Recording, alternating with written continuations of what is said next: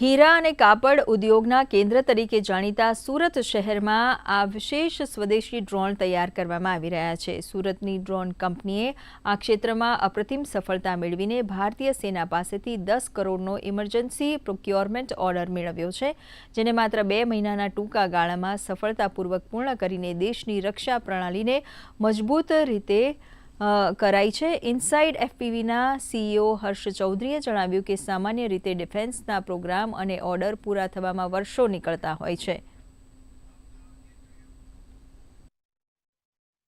જ્યારે અમે જોયું કે બહુ મોટું ઇમ્પોર્ટ ડિપેન્ડન્સી છે, હમણાં જે યુએવીઝ ને ડ્રોન્સ આપણે ઇમ્પોર્ટ કરીએ છીએ એ ઓલમોસ્ટ 5x 10x કોસ્ટ પડતા હતા. તો અમે આ જે ડ્રોન્સ છે ઓલમોસ્ટ 1/20th ઓફ ધી કોસ્ટમાં અમે આ મેન્યુફેક્ચર કરીએ છીએ. અને બીજી વાત એ 2030માં ઇન્ડિયાને ગ્લોબલ ડ્રોન હબ બનાવવું છે અને એમાં અમે એક નાનું પાર્ટ પ્લે કરી રહ્યા છે.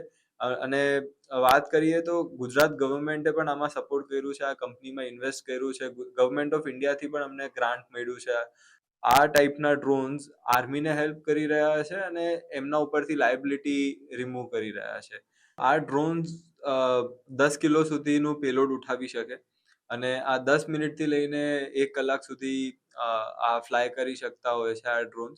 અને આ ડ્રોન્સ એટલા નાના હોય કે તમે તમારા નાના એક બેકપેકમાં પણ આવી શકે.